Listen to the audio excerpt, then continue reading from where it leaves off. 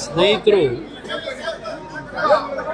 ಧರ್ಮಸ್ಥಳದಲ್ಲಿ ಎಲ್ಲ ಶಾಸಕರ ಆಣೆ ಪ್ರಮಾಣ ಮಾಡಿಸ್ತಕ್ಕಂಥ ತೀರ್ಮಾನ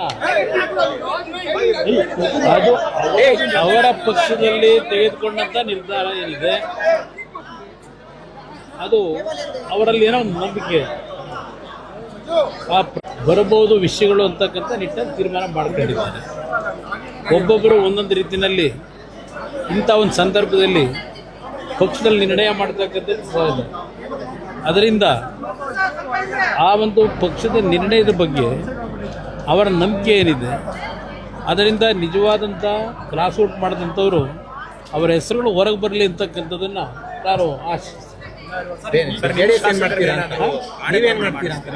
ನಾನೀಗ ಆಗಲೇ ಹೇಳಿದ್ದೀನಿ, ಏಕೆಂದರೆ 17 ಜನವೂ ಬಂದಿದ್ದರು, 17 ಜನವೂ ಮತ ಹಾಕಿದ್ದೇವೆ ಅಂತಾರೆ. ಅದರಿಂದ ಇಲ್ಲಿ ಆಣೆ ಪ್ರಮಾಣ ನನ್ನ ಪಕ್ಷದಲ್ಲಿ ಮಾಡೋದ್ರಿಂದ ಅದಕ್ಕೆ ಸೊಲ್ಯೂಷನ್ ಅಲ್ಲ ಅಂತಕ್ಕಂಥ ನಿರ್ಧಾರ ನಮ್ಮ ನಾಯಕರುಗಳು ತೀರ್ಮಾನ ಮಾಡ್ಕೊಂಡಿದ್ದಾರೆ, ಪಕ್ಷದ ಮುಖಂಡರುಗಳು. ಅದರಿಂದ ಇದೆಲ್ಲದಕ್ಕೂ ಕಾಲ ನಿರ್ಧಾರ ಮಾಡ್ತದೆ ಅನ್ನೋದು ನನ್ನ ಅಭಿಪ್ರಾಯ.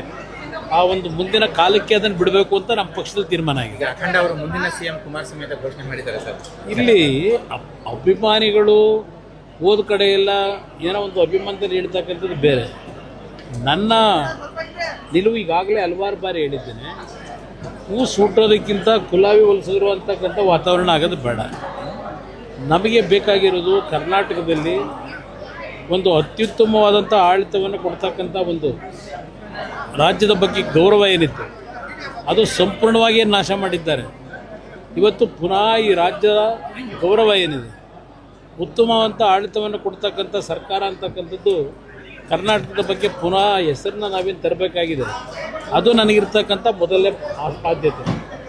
ಮುಖ್ಯಮಂತ್ರಿ ಯಾರಾಗಬೇಕು ಏನಾಗಬೇಕು ಅಂತಕ್ಕಂಥದ್ದು ಭಗವಂತರಿಗೆ ಬಿಡೋಣ, ಇಲ್ಲ ನಾಡಿನ ಜನತೆಗೆ ಬಿಡೋಣ. ಹಳೆ JDS ಟೀಮ್ ವಾಪಸ್ ಆಗುತ್ತಾ ಸರ್ ಪಕ್ಷಕ್ಕೆ? ನಾನು ಯಾರ್ಯಾರು ಬರ್ತಾರೆ ಅಂತಕ್ಕಂಥ ಹೇಳಲಿಕ್ಕೆ ಆ ಮಟ್ಟದ ನಿರೀಕ್ಷೆ ಇಟ್ಟಿಲ್ಲ. ಆದರೆ ಒಂದು ಹೇಳ್ತೇನೆ, ಈ ಬಾರಿ ರಾಜ್ಯದಲ್ಲಿ ಎಲ್ಲರ ಆಡಳಿತವನ್ನು ನೋಡಿದ್ದಾರೆ. ಜನತೆಯ ಒಂದು ಭಾವನೆಗಳು ಇರ್ತಕ್ಕಂಥದ್ದು, ರಾಜ್ಯಕ್ಕೆ ಒಂದು ಉತ್ತಮವಾದಂಥ ಆಡಳಿತ ಬೇಕು ಅಂತಕ್ಕಂಥ ವಾತಾವರಣ ನಿರ್ಮಾಣ ಆಗಿದೆ.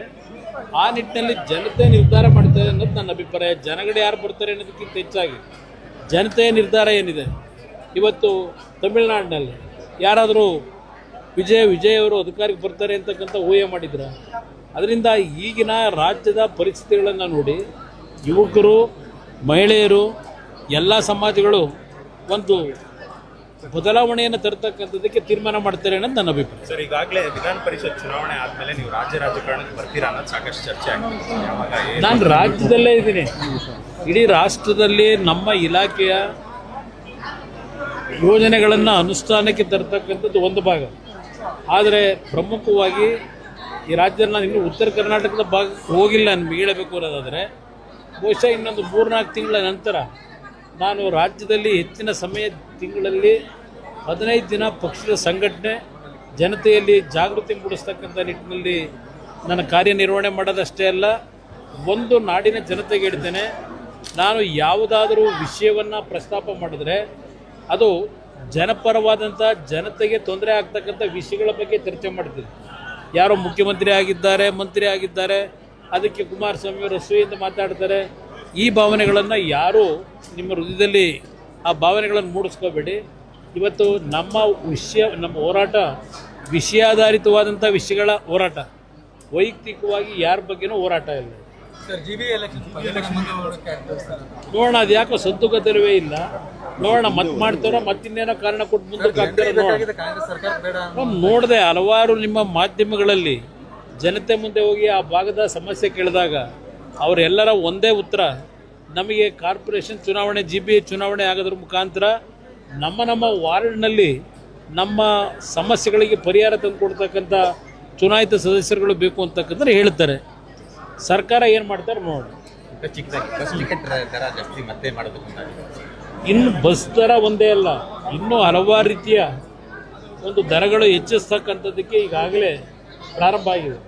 ಬರೀ ಬಸ್ ದರದ ಬಗ್ಗೆ ಚರ್ಚೆ ಮಾಡಿದ್ದಾರೆ. ಯಾಕೆಂದರೆ ಈ ಬಾರಿ ಈ ಸರ್ಕಾರ ಬಂದ ಮೇಲೆ ಯಾವ ವಿಷಯಗಳಲ್ಲಿ ಎಷ್ಟೆಷ್ಟು ಬಾರಿ ಏರಿಕೆ ಮಾಡಿದ್ದಾರೆ ಇವತ್ತು ತೆಗೆದ್ರೆ ಬಹುಶಃ ಈ ಸರ್ಕಾರ ಇದಾವೆ ನಿಮ್ಮ ಗ್ಯಾರಂಟಿ ಹೆಸರಿನಲ್ಲಿ ನಾಡಿನ ಜನತೆಯ ಜೋಬಿಗೆ ಕತ್ತರಿ ಆಗ್ತಕ್ಕಂಥ ಒಂದು ಪಿಕ್ ಪ್ಯಾಕೆಟ್ ಕೆಲಸವನ್ನು ಮಾಡ್ತಾ ಇರ್ತಕ್ಕಂಥ ಪಕ್ಷ ಇದು ಸರ್ಕಾರ.